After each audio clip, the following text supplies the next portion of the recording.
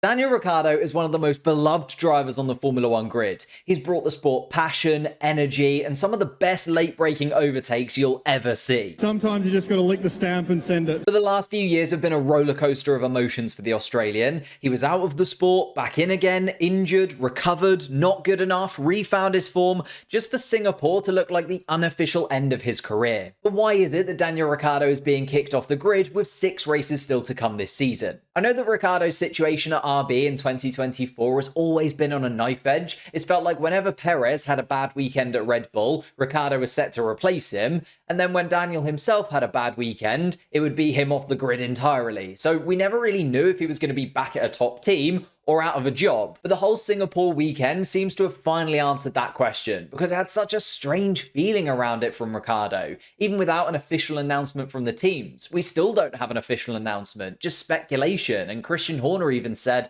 "We'll take stock and consider all of those options for the final part of the year." But watching the aftermath of the Grand Prix, where Ricciardo gets one last quick run in to take the fastest lap, he gets voted driver of the day even though he's in 18th place, and then he stays in his RB car in the pit lane, saying the cockpit is something that I got very used to for many years. I just wanted to savor the moment. Daniel didn't look or sound like a driver that, let's not forget, does still have a contract to race at the Austin Grand Prix in 3 weeks' time.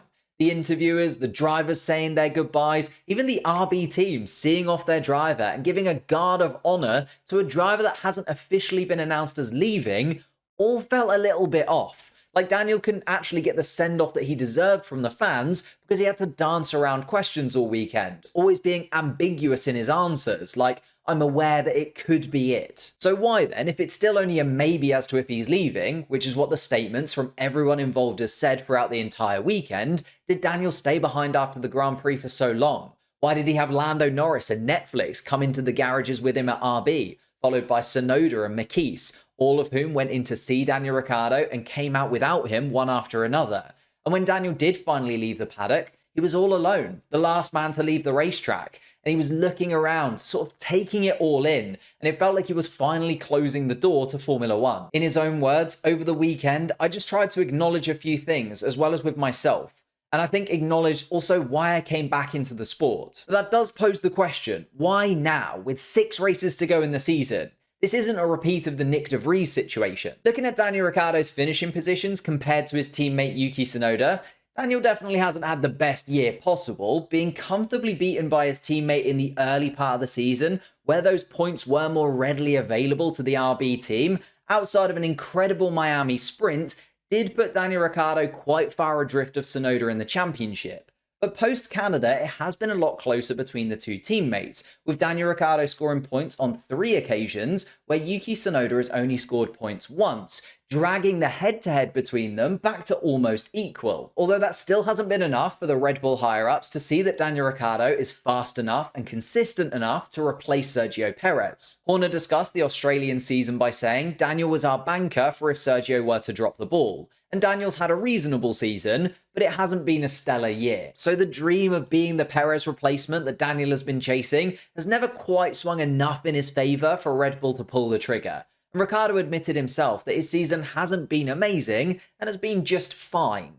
And that's fair enough, right? He hasn't done anything exceptional to maybe get himself into that Red Bull seat. But his season also hasn't been bad. Like, it's not something to end a driver's season early because of. He's been nowhere near as bad as Logan Sargent, for example. However, Red Bull's situation is a little more complicated than other teams. Their extensive driver academy means they always have options, and Liam Lawson has waited 12 months for clarity on his future. And when Horner was asked about Liam, he said the job that he did for us last year in the V-Carb was very impressive. Now, the question is, how good is Liam?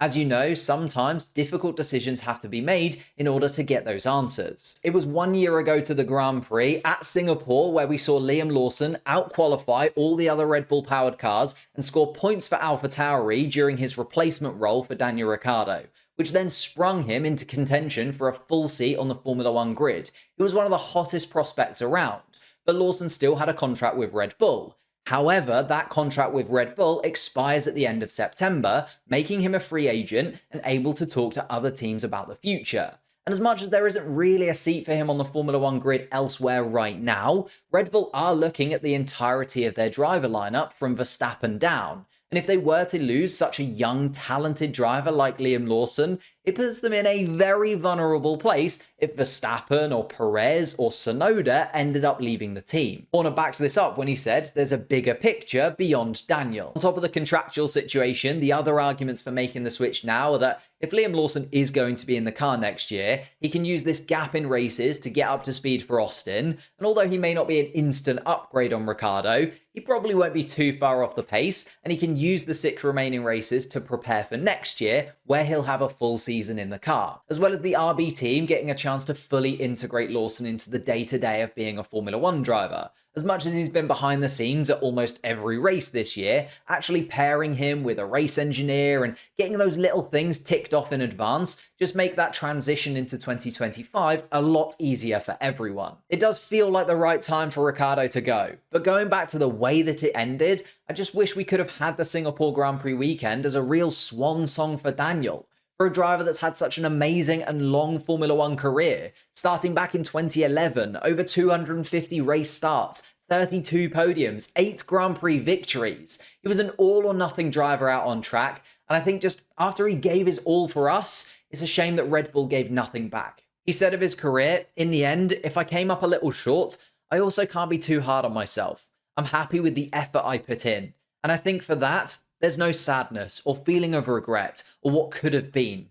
I think I put my best foot forward. But Daniel Ricciardo's parting gift to Max Verstappen, taking a point from title rival Lando Norris, has only made the end of the season more intriguing. For more analysis on how and why Norris is in such a tough spot with 6 races to go, click the link here and I'll see you over there.